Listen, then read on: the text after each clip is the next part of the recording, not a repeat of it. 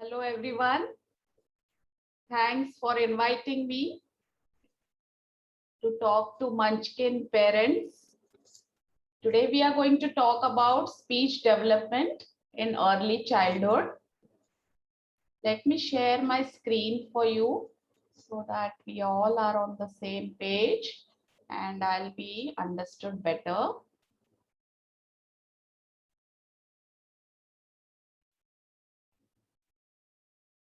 There.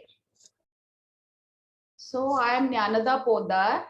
I am a pediatric speech and language therapist and also an audiologist. I am I am running my own clinic here, Herewell Clinic in Hirapanna Mall, Powai. And for the last 25 years, I've been in this field and I have seen many children coming to me. Some are normal, going to normal schools. Some are special needs children who need help for a longer duration. So I've made this presentation, short presentation on speech development in early childhood, which I keep on sharing with parents and teachers of schools, playgroups, nurseries, daycares. And it keeps me like, I am able to cover all the points that I want to tell the parents. So let me share all my slides with you today. Today we are going to talk about prerequisites that are required for language learning. So I have listed this approximately 10 prerequisites which we should see in our children, so that if the children have these prerequisites, they will progress through speech development in a very smooth manner. Okay, so the first and foremost prerequisite is general health and well-being. So make sure your child is healthy. If your child is healthy, if he or she will explore his surroundings to the fullest and gain out of it. Exploration is exploration is very much needed to develop his vocabulary, his language skills, his speech skills. So it's very important. So make sure your child is healthy in the first place so that the child explores more and develops a normal speech development. Intelligence is also linked in the speech and language development. If your child is showing good observation skills, if your child is showing good non-verbal intelligence, memory, and observation, even if you don't teach the child is gaining all by himself and learning about his environment. That is intelligence too. So if your child is intelligent, the child will have better vocabulary, better, clearer speech articulation, and clearer observation, memory skills. All these factors come into play in speech development. So it's also a very major factor contributing to speech development. Then one of the most foremost senses of hearing is very important. If the child is hearing the finer details of speech, the child will be able to gain in his vocabulary, in his word development, and his verbal skills. So hearing is the very important, the most important sense in speech development. So if a child is born deaf, if a child is born congenitally deaf, the child will not gain in his vocabulary, neither he will be able to speak words. So he needs intervention early on. So that's why it's very essential for parents to check the child's hearing when the child is born with a test called OAE, auto acoustic emissions. That's a newborn hearing screening test, which tests the child's hearing when the child is as old as first day. Like, in hospitals, they do carry out this test, newborn hearing screening, but it can be done later also in life. So if you're suspecting the child is not hearing, or if the child is a high risk baby, newborn hearing screening is a must for such children. So it is the most important prerequisite, and along with sight. So sight is also very important. So if the child has good sight, it will explore more and it will gain out of its surrounding. It will learn the concepts faster and be verbal faster. So these are some of the hearing aids that are fitted early on to congenitally deaf children, and also for older population if they show a sign of decreased hearing. So they are digital hearing aids these days. They are behind the ear, in the ear, and receiver in the. There are many models that are available, and these are programmed according to your hearing loss. So they are very high quality and gives good speech clarity in the wearer. So we come back to our fourth prerequisite, oral peripheral mechanism, whether the child has good oral peripheral mechanism, whether his tongue movements are normal, whether the child can protrude his tongue, move his tongue laterally, elevate his tongue, whether the child is able to open his mouth wide, whether the child whether the child is drooling after 1 year of age. So all these factors contribute, like they can result in speech delays if not taken care of.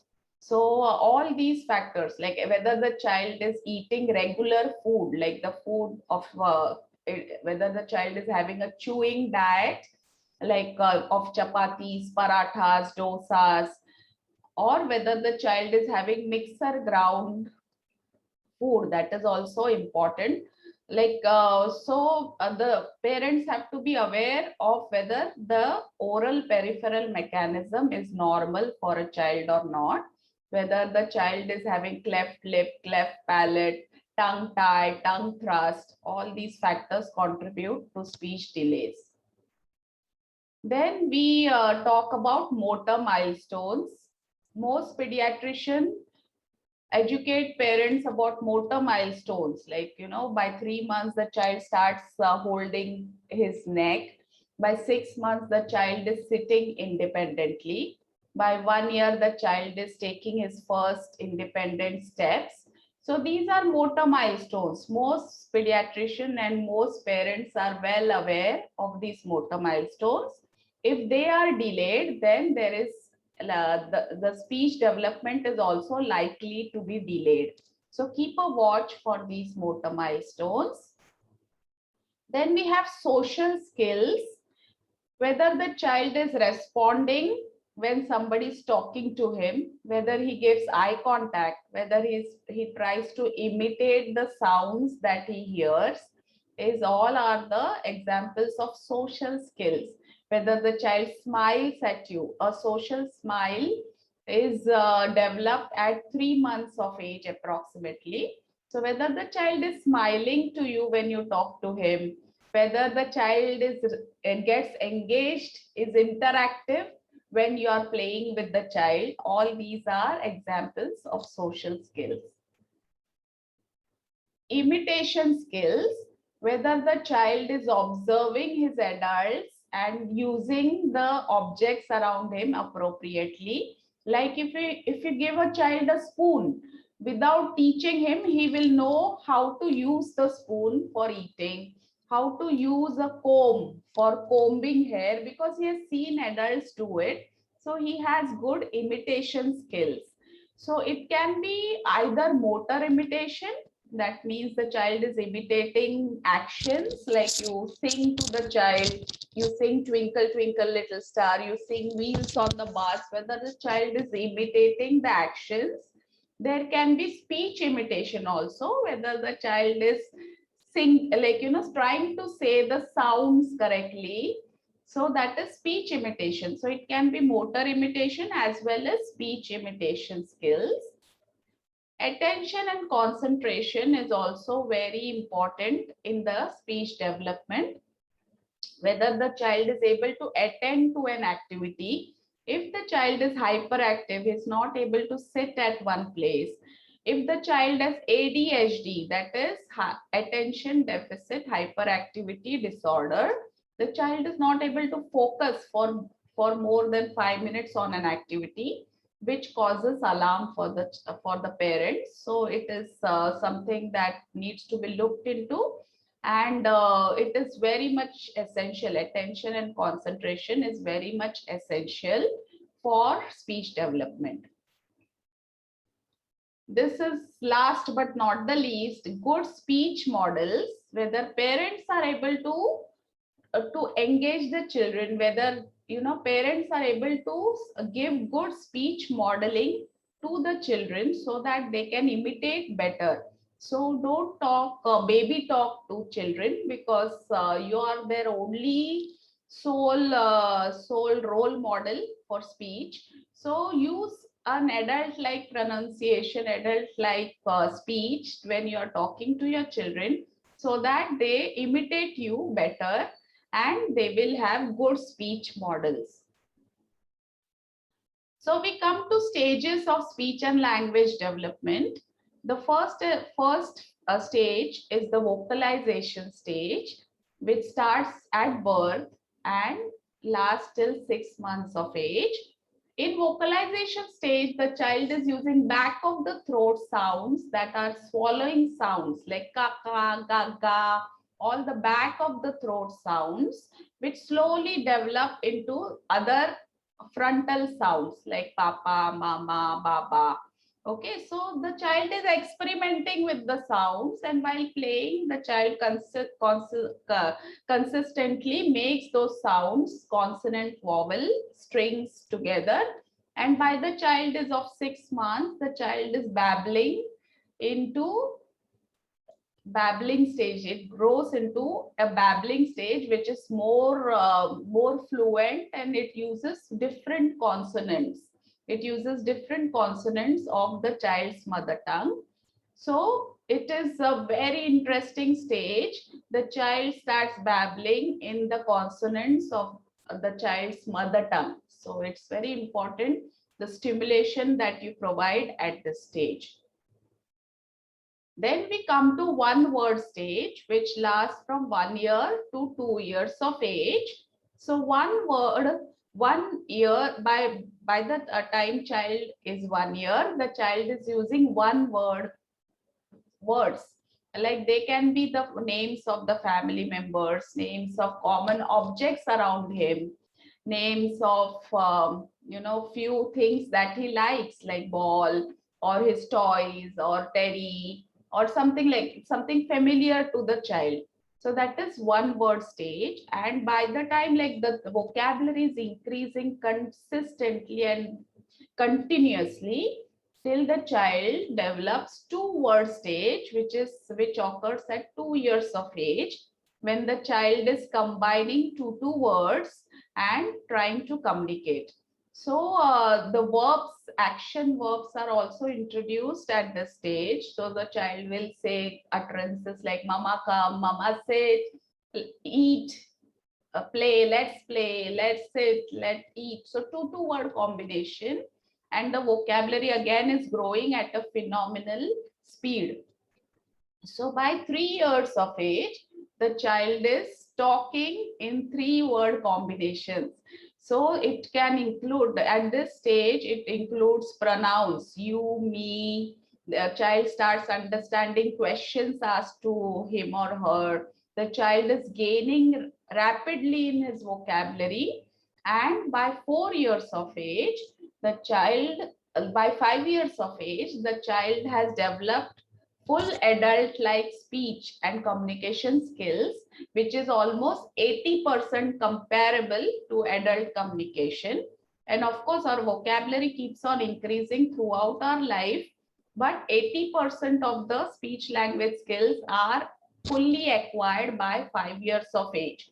So you can imagine how important the first 5 years are for the child's speech and language development. So these are some of the speech and language disorders that we see in our clinics. Language disorders, the child can be either delayed speech and language development, where a 2-year-old child is speaking like only in words, or 3-year-old child is just speaking less vocabulary, less verbal output. So all these are delayed speech and language development. Then we have childhood aphasia, which where the child is gaining normally at till a certain point and suddenly it stops gaining in vocabulary. Like for example, after a fever, high fever, or after a fall the child has had, or after some episode like the involving the brain. So it can lead to a halt in the child's speech and language, which is called childhood aphasia. Then it can also have, the child can also have language learning disability, where the language is not learned all by himself. He needs help, intervention, and therapies to speed up with the speech language development. So these are some of the speech disorders that we see in our clinics. It can be articulation disorders where the speech is not clear. Only parents can understand the child because they are with the child throughout the day, but rest others, the peers, the teachers, the therapists, no one can understand. The neighbors cannot understand the child. So unclear speech. Child is talking, but no one can understand him. Then we have fluency disorders where child can show stammering like behavior with repetitions, prolongations, and blocks in his speech. There's something called normal disfluency, which is a phase that comes in the child's speech and language development and which usually goes away with parent counseling. If the parents overcorrect the child at that age, it can lead to lifelong stammering. So parents have to be counseled and they have to change the response they give to the children when they are disfluent, when they are showing stammering like behavior. So if your child is showing this feature, normal disfluency, do seek the help of a speech language therapist because early intervention is best for children to develop their speech and language. We also have voice disorders in children where they can have a bad voice, like a hoarse voice or harsh voice, like it sounds different. They can have a nasal voice. It can be due to cleft lip, cleft palate, or other congenital problems. They can have hypernasal voice or hyponasal voice. So what are the red alerts for parents?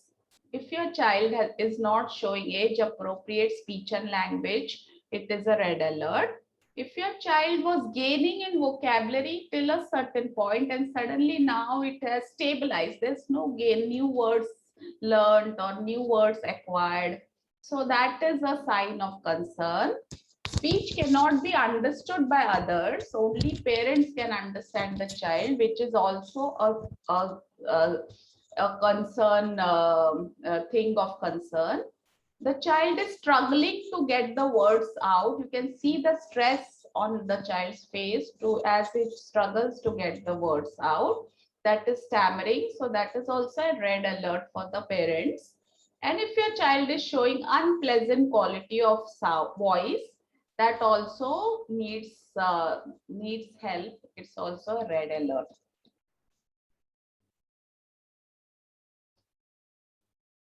So what is the role of parents when they are raising children?